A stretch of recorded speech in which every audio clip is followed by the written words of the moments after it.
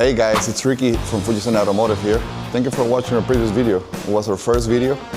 And for this time, we got a new camera and a new microphone to bring you better content.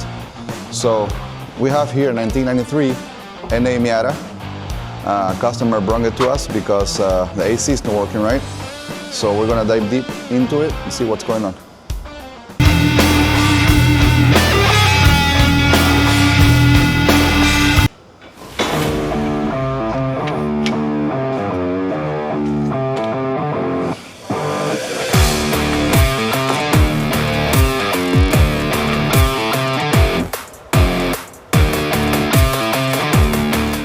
Having confirmed that the AC is blowing warm from the vents, we're going to use our AC machine to check the pressures in the system.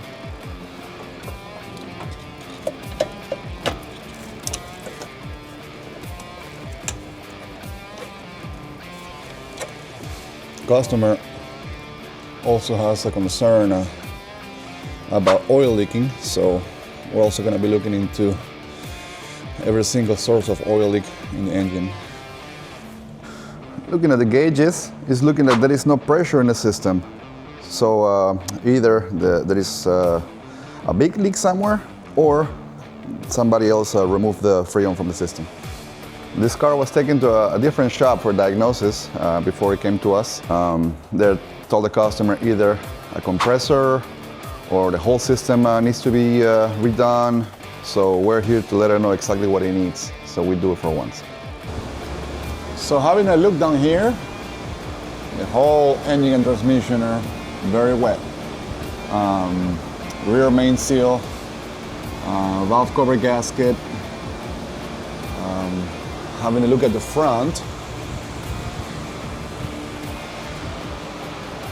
so we have to remove this splash shield to have a better look.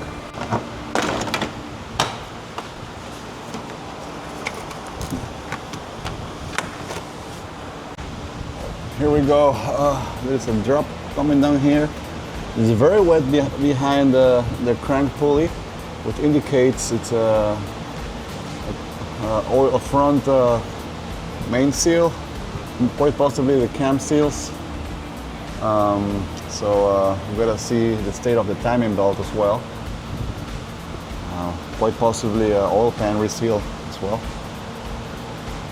Oh wow, this looks like the original condenser and a radiator as well. This car only has 70,000 miles, so oh, never mind, I was wrong. It looks like the radiator was replaced at some point due to having these automatic cooler lines. This is a manual transmission. Even though this customer came here for oil leaks and AC concern, every car that comes through Fuji-San Automotive gets a multi-point inspection. So we're gonna check the tire condition, the brakes, we're gonna check all your fluids, we're gonna check your bushings, we're gonna make sure it's safe to be on the road. These look great. The front brakes look like they have plenty of life, but these rear brakes look quite low, so we're gonna recommend them. This car is a bit rusty. The chassis itself looks solid. It's common for suspension components to get rusty over time. This does not look too serious. This bushing here has seen better days on the Saber Link. We're gonna recommend them.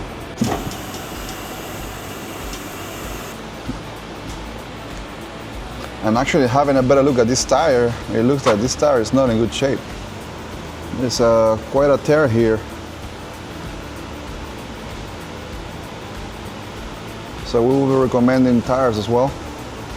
So looking at the tires here, the DOT shows that this tire is from the 11th week from 2014. So they're like, it's 11 years old. So it's time to replace the tires.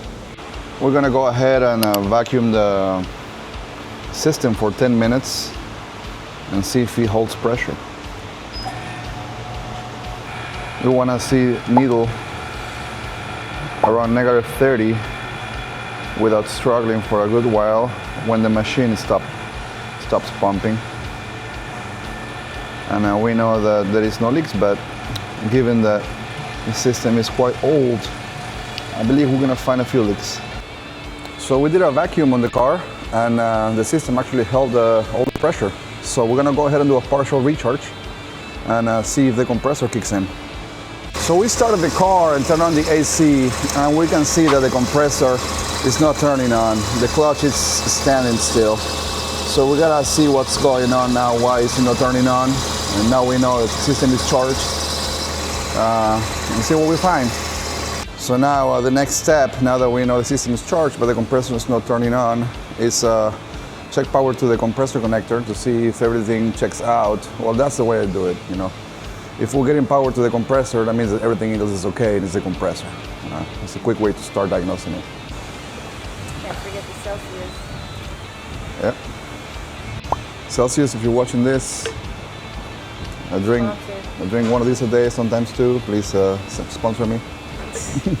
Oh, this was disconnected, and this is the signal to AC compressor for some reason. So we gotta figure out why it was disconnected.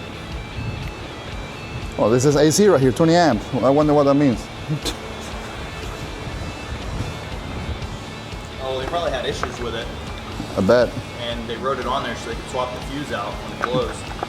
Yeah. So 20 amps is this one. So intermittent. Yeah. The compressor's probably blowing the fuse. Maybe, yeah. When it gets loaded up. Yeah. What was unplugged over here? The compressor. Pressure switch or the compressor? Rather the single thing, the compressor. Oh, okay. That goes down to the compressor harness.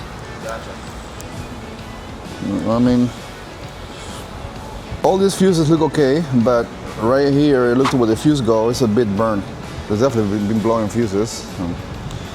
So there is no power going to the compressor connector. We're trying to figure it out why that's the case. Got Tim Fix It over here. Look at it, that goes Oh straight. yeah, look, there we go. Yeah, the background. Okay, That's so high. yeah, so That's really high. Let's go. Shut the car off. Lead's good there. It's 31. We need to figure out the where the relay is, and if there should be a fuse and should be a relay. It's probably going to be the one over there that they were poking at. B fan is the one that you already checked over there that they had labeled. I'm pretty 20. sure. Yeah.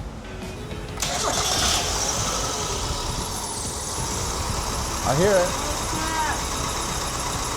Ice cold.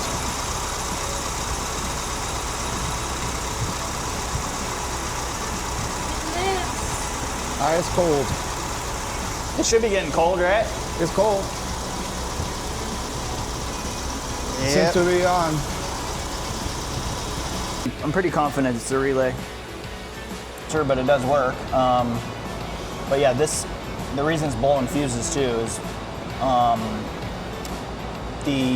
the relay when it's in its normal state, it connects ground from the terminal, and it loops around to the ground of the condenser fan. And when it cycles on, obviously it breaks that, and then it connects power to turn the fan on and the AC switch. So this little coil here is essentially creates like a magnetic field when it's energized, yeah. And then it pulls this little contact plate back, which is just a switch. Right. So, and that's basically what it's not doing. You Man, send they ground wanted to and replace power. everything. They want to replace the compressor, the condenser, the expansion valve, the receiver dryer, and all that. I mean, I'm about replacing the dryer and the condenser, but not everything. Yeah, but they didn't even have a Right. signal to turn the compressor on. That's why they wanted to replace everything. They shotgunned it. It would have worked anyways because they would have replaced that too. Well, yeah, once they replaced everything and it still didn't work, then they would have replaced the relay and called it fixed. Yeah. So, but yeah, it's 6-pin. Oh, whatchamacallit, it needs a fan. Yeah, I hit the fan and turn on. It's not that expensive. What do you mean you hit the fan to make it turn on? Explain that. Explain yourself. So the fan itself, it's old, so I hit it and the dust moved on. So now its contact is working. Oh, you sent it soul to heaven? Fast Yeah, Hammer. Jeremy Clarkson fix. So what you're saying is God sent that fan? Yeah, thank God. God told the fan it's okay to turn on. Tim fix it here. Yeah, Tim fix it.